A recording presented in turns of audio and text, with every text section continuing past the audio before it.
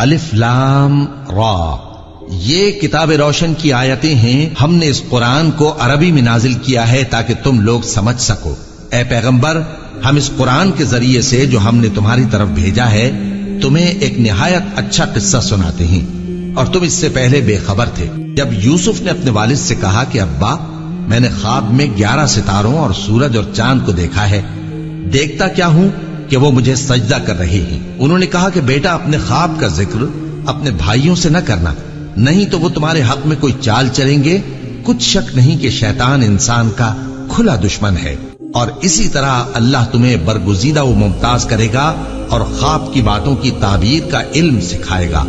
اور جس طرح اس نے اپنی نعمت پہلے تمہارے دادا پر دادا ابراہیم اور اسحاق پر پوری کی تھی، اسی طرح تم پر اور اولاد یعقوب پر پوری کرے گا. بے شک تمہارا پروردگار سب کچھ جاننے والا ہے، حکمت والا ہے. ہاں، یوسف اور ان کے بھائیوں کے قصے میں پوچھنے والوں کے لیے بہت سی نشانیاں ہیں. جب انہوں نے آپس میں تذکرہ کیا کہ یوسف اور اس کا بھائی ابا کو ہم سے زیادہ پیارے ہیں، حالانکہ ہم جماعت کی جماعت ہیں، کچھ شک نہیں کہ ابا کھلی غلطی پر ہیں. یوسف کو یا تو جان سے مار ڈالو یا کسی ملک میں پھینک آؤ، پھر ابا کی توجہ صرف تمہاری طرف ہو جائے گی، اور اس کے بعد تم نیک لوگوں میں ہو جاؤ گے. ان میں سے ایک کہنے والے نے کہا کہ یوسف کو جان سے نہ مارو، کسی اندھے کنویں میں ڈال دو کہ کوئی راہگیر اسے نکال کر کسی دوسرے ملک میں لے جائے گا. اگر تم کو کرنا ہی ہے تو یوں کرو.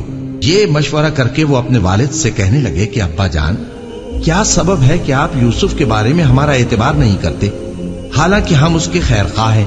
کل اسے ہمارے ساتھ بھیج دیجئے کہ خوب میوے کھائے اور کھیلے کودے، ہم اس کے نگہبان ہیں. انہوں نے کہا کہ یہ امر مجھے غمناک کیے دیتا ہے کہ تم اسے لے جاؤ، یعنی وہ مجھ سے جدا ہو جائے، اور مجھے یہ بھی خوف ہے کہ تم کھیل میں اس سے غافل ہو جاؤ اور اسے بھیڑیا کھا جائے.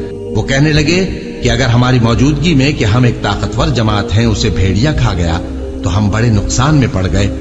غرض جب وہ اس کو لے گئے اور اس بات پر اتفاق کر لیا کہ اس کو اندھے کنویں میں ڈال دیں، اور ہم نے یوسف کی طرف وحی بھیجی کہ ایک وقت ایسا آئے گا کہ تم انہیں ان کے اس سلوک سے آگاہ کرو گے، اور ان کو اس وحی کی کچھ خبر نہ ہوگی. اور یہ حرکت کر کے وہ رات کے وقت باپ کے پاس روتے ہوئے آئے.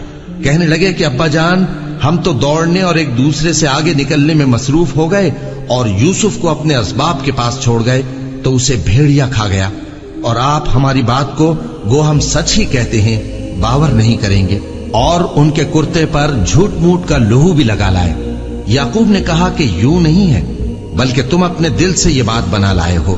اچھا، صبر کہ وہی خوب ہے، اور جو تم بیان کرتے ہو اس کے بارے میں اللہ ہی سے مدد چاہیے.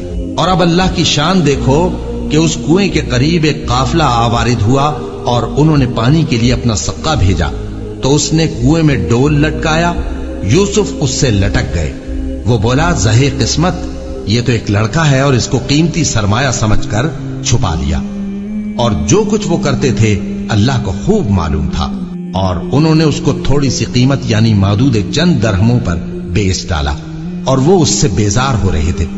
اور مصر میں جس شخص نے اس کو خریدا، اس نے اپنی بیوی سے جس کا نام زلیخا تھا کہا کہ اس کو عزت و اکرام سے رکھو، عجب نہیں کہ یہ ہمیں فائدہ دے یا ہم اسے بیٹا بنا لیں. اس طرح ہم نے یوسف کو سرزمین مصر میں جگہ دی، اور غرض یہ تھی کہ ہم ان کو خواب کی باتوں کی تعبیر سکھائیں. اور اللہ اپنے کام پر غالب ہے، لیکن اکثر لوگ نہیں جانتے. اور جب وہ اپنی جوانی کو پہنچے تو ہم نے ان کو دانائی اور علم عطا کیا، اور نیکوکاروں کو ہم اسی طرح بدلہ دیا کرتے ہیں. اور جس عورت کے گھر میں وہ رہتے تھے اس نے ان کو اپنی طرف مائل کرنا چاہا، اور دروازے بند کر کے کہنے لگی، یوسف جلدی آؤ. انہوں نے کہا کہ اللہ پناہ میں رکھے، وہ یعنی تمہارے میاں تو میرے آقا ہیں، انہوں نے مجھے اچھی طرح سے رکھا ہے، میں ایسا ظلم نہیں کر سکتا، بے شک ظالم لوگ فلاح نہیں پائیں گے. اور اس عورت نے ان کا قصد کیا اور انہوں نے اس کا قصد کیا. اگر وہ اپنے پروردگار کی نشانی نہ دیکھتے تو جو ہوتا سو ہوتا.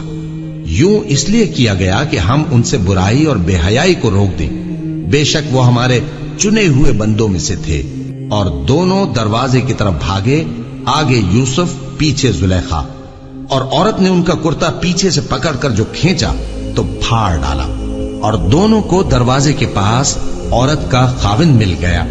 تو عورت بولی کہ جو شخص تمہاری بیوی کے ساتھ برا ارادہ کرے اس کی اس کے سوا کیا سزا ہے کہ یا تو قید کیا جائے یا اسے دکھ کا عذاب دیا جائے.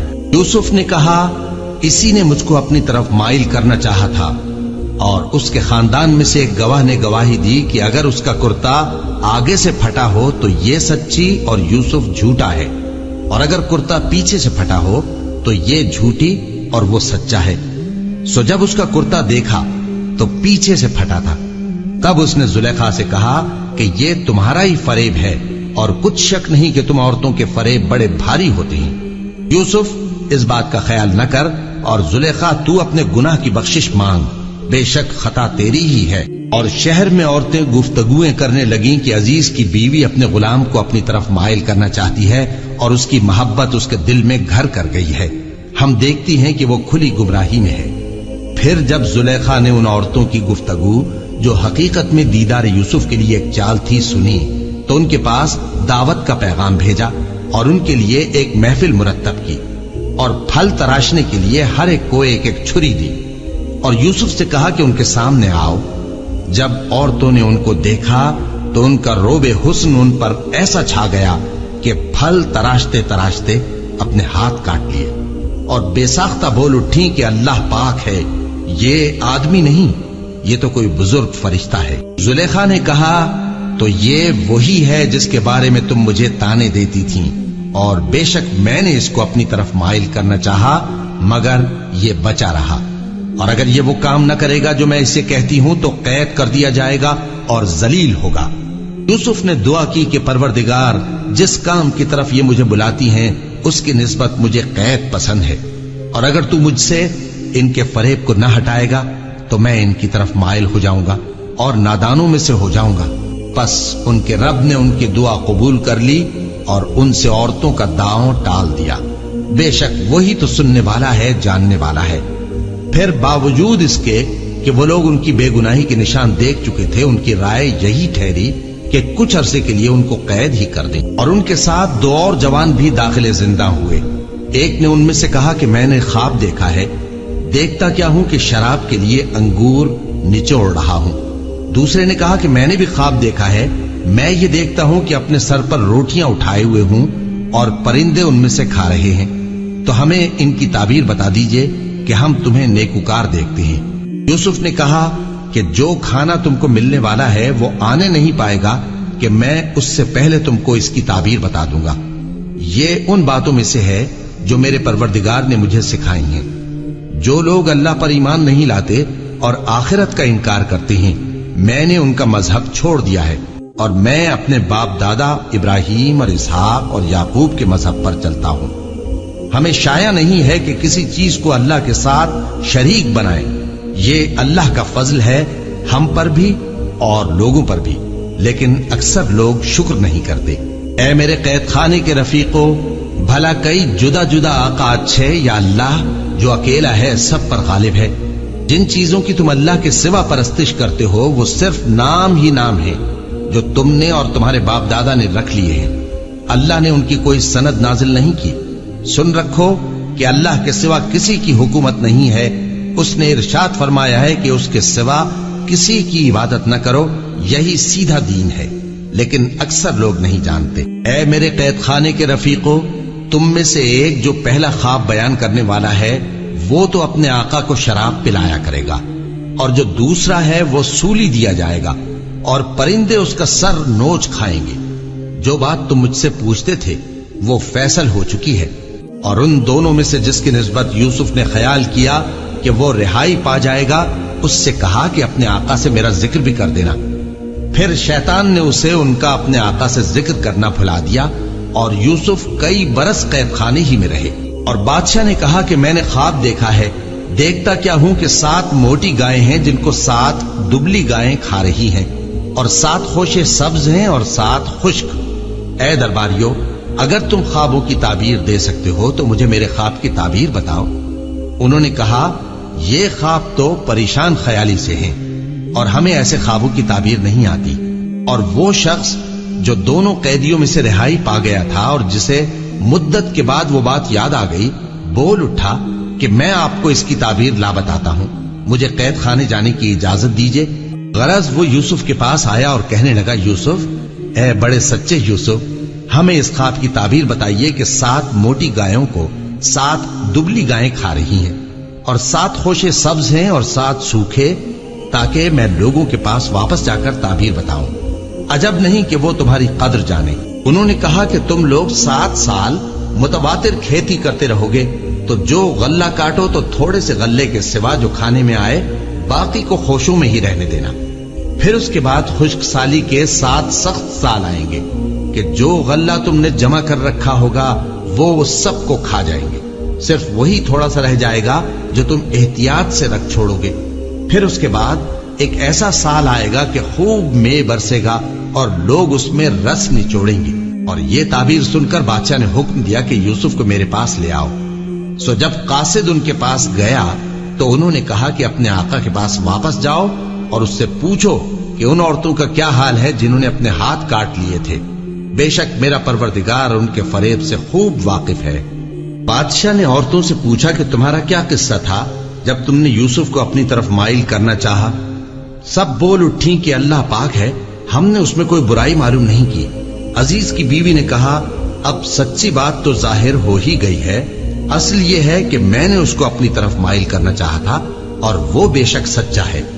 یوسف نے کہا کہ میں نے یہ بات اس لیے پوچھی ہے کہ عزیز کو یقین ہو جائے کہ میں نے اس کی پیٹھ پیچھے اس کی امانت میں خیانت نہیں کی، اور اللہ خیانت کرنے والوں کی چال کو چلنے نہیں دیتا، اور میں اپنے آپ کو پاک صاف نہیں کہتا، کیونکہ نفس امارہ انسان کو برائی ہی سکھاتا رہتا ہے، مگر یہ کہ میرا پروردگار رحم فرمائے، بے شک میرا پروردگار بخشنے والا ہے، مہربان ہے۔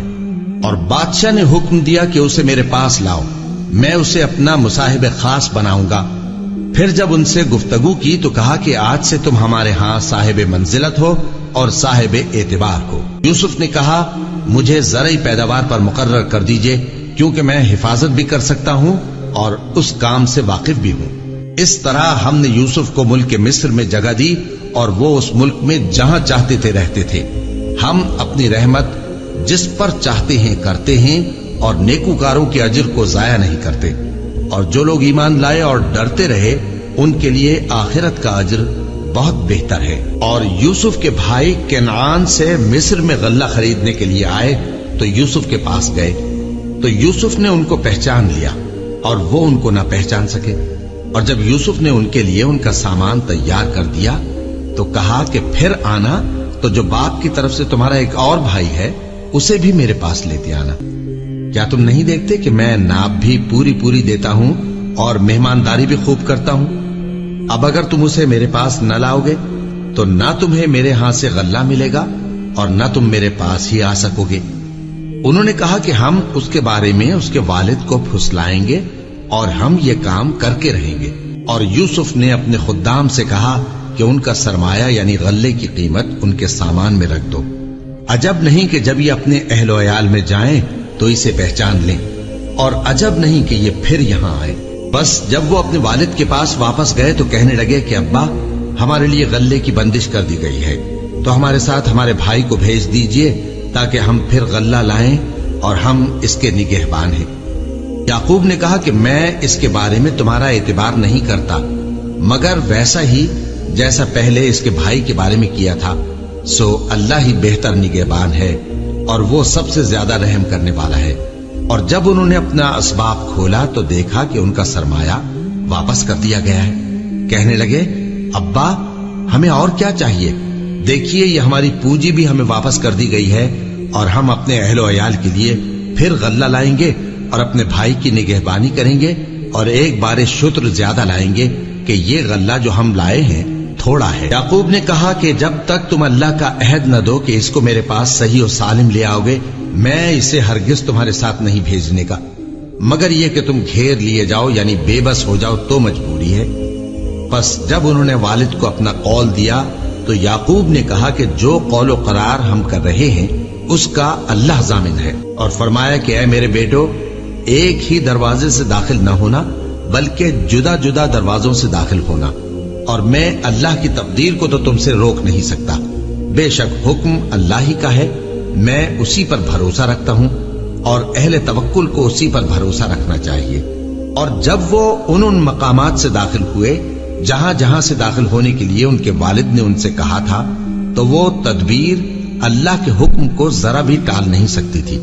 ہاں، وہ یعقوب کے دل کی خواہش تھی جو انہوں نے پوری کی تھی، اور بے شک وہ صاحب علم تھے، کیونکہ ہم نے ان کو علم سکھایا تھا، لیکن اکثر لوگ نہیں جانتے۔ اور جب وہ لوگ یوسف کے پاس پہنچے تو یوسف نے اپنے حقیقی بھائی کو اپنے پاس جگہ دی اور کہا کہ میں تمہارا بھائی ہوں، تو جو سلوک یہ ہمارے ساتھ کرتے رہے ہیں اس پر افسوس نہ کرنا۔ پھر جب ان کا اسباب تیار کر دیا تو اپنے بھائی کے تھیلے میں آپ خورا رکھ دیا۔ پھر جب وہ آبادی سے باہر نکل گئے تو ایک پکارنے والے نے آواز دی کہ قافلے والو، تم تو چور ہو۔ وہ ان کی طرف متوجہ ہو کر کہنے لگے کہ تمہاری کیا چیز کھوئی گئی ہے؟ وہ بولے کہ بادشاہ کا کٹورا کھویا گیا ہے، اور جو شخص اس کو لے کے آئے اس کے لیے ایک بار شتر انعام، اور میں اس کا ضامن ہوں۔ وہ کہنے لگے کہ اللہ کی قسم، تم کو معلوم ہے کہ ہم اس ملک میں اس لیے نہیں آئے کہ خرابی کریں اور نہ ہم چوری کیا کرتے ہیں۔ وہ بولے کہ اگر تم جھوٹے نکلے یعنی چوری ثابت ہوئی تو اس کی سزا کیا؟ انہوں نے کہا کہ اس کی سزا یہ کہ جس کے تھیلے میں وہ دستیاب ہو وہی اس کا بدل قرار دیا جائے۔ ہم ظالموں کو یہی سزا دیا کرتی ہیں۔ پھر یوسف نے اپنے بھائی کے تھیلے سے پہلے ان کے تھیلوں کو دیکھنا شروع کیا، پھر اپنے بھائی کے تھیلے میں سے اس کو نکال لیا۔ اس طرح ہم نے یوسف کے لیے تدبیر کی، ورنہ بادشاہ کے قانون کے مطابق وہ اپنے بھائی کو لے نہیں سکتے تھے مگر یہ کہ اللہ چاہے۔ ہم جس کے چاہتے ہیں درجے بلند کرتے ہیں، اور ہر علم والے سے بڑھ کر ایک بڑا علم والا ہے۔ برادران یوسف نے کہا کہ اگر اس نے چوری کی ہو تو کچھ عجب نہیں کہ اس کے ایک بھائی نے بھی پہلے چوری کی تھی، مگر یوسف نے اس بات کو اپنے دل میں مخفی رکھا اور ان پر ظاہر نہ ہونے دیا، یعنی زیر لب کہا کہ تم بڑے برے ہو، اور جو تم بیان کرتے ہو اللہ اسے خوب جانتا ہے۔ وہ کہنے لگے کہ اے عزیز، اس کے والد بہت بوڑھے ہیں اور اس سے بہت محبت رکھتے ہیں، تو اس کو چھوڑ دیجئے اور اس کی جگہ ہم میں سے کسی کو رکھ لیجئے، ہم دیکھتے ہیں کہ آپ احسان کرنے والے ہیں۔ یوسف نے کہا کہ اللہ پناہ میں رکھے کہ جس شخص کے پاس ہم نے اپنی چیز پائی ہے اس کے سوا کسی اور کو پکڑ لیں، ایسا کریں تو ہم بڑے بے انصاف ہیں۔ آخر جب وہ اس سے نا امید ہو گئے تو الگ ہو کر صلاح کرنے لگے۔ سب سے بڑے نے کہا، کیا تم نہیں جانتے کہ تمہارے والد نے تم سے اللہ کا عہد لیا ہے، اور اس سے پہلے بھی تم یوسف کے بارے میں قصور کر چکے ہو؟ تو جب تک والد صاحب مجھے اجازت نہ دیں میں تو اس جگہ سے ہلنے کا نہیں، یا اللہ میرے لیے کوئی فیصلہ کرے، اور وہ سب سے بہتر فیصلہ کرنے والا ہے۔ تم سب والد صاحب کے پاس واپس جاؤ اور کہو کہ ابا، آپ کے صاحبزادے نے وہاں جا کر چوری کی، اور ہم نے تو اپنی دانست کے مطابق آپ سے اس کے لے آنے کا عہد کیا تھا، مگر ہم غیب کی باتوں کے جاننے اور یاد رکھنے والے تو نہیں تھے، اور جس بستی میں ہم ٹھہرے تھے وہاں سے یعنی اہل مصر سے اور جس قافلے میں آئے ہیں اس سے دریافت کر لیجئے، اور ہم اس بیان میں بالکل سچے ہیں۔ جب انہوں نے یہ بات یعقوب سے آ کر کہی تو انہوں نے کہا کہ حقیقت یوں نہیں ہے، بلکہ یہ بات تم نے اپنے دل سے بنا لی ہے، تو صبر ہی بہتر ہے۔ عجب نہیں کہ اللہ ان سب کو میرے پاس لے آئے، بے شک وہ علم والا ہے، حکمت والا ہے۔ اور ان کے پاس سے چلے گئے اور کہنے لگے کہ ہائے افسوس یوسف پر، ہائے افسوس، اور رنج و الم میں ان کی آنکھیں سفید ہو گئیں اور ان کا دل غم سے بھر رہا تھا۔ بیٹے کہنے لگے کہ واللہ آپ تو یوسف کو اسی طرح یاد ہی کرتے رہیں گے یہاں تک کہ آپ گھل جائیں گے یا جان ہی دے دیں گے۔ انہوں نے کہا کہ میں تو اپنے غم و اندوہ کا اظہار اللہ سے کرتا ہوں، اور اللہ کی طرف سے وہ باتیں جانتا ہوں جو تم نہیں جانتے۔ اے بیٹو، یوں کرو کہ ایک دفعہ پھر جاؤ اور یوسف اور اس کے بھائی کو تلاش کرو، اور اللہ کی رحمت سے نا امید نہ ہونا کہ اللہ کی رحمت سے تو کافر لوگ ہی نا امید ہوا کرتے ہیں۔ پھر جب وہ یوسف کے پاس گئے تو کہنے لگے کہ اے عزیز، ہمیں اور ہمارے اہل و عیال کو بڑی تکلیف ہو رہی ہے، اور ہم یہ تھوڑا سا سرمایہ لائے ہیں، آپ ہمیں اس کے عوض پورا غلہ دے دیجئے اور ہم پر خیرات کیجئے کہ اللہ خیرات کرنے والوں کو ثواب دیتا ہے۔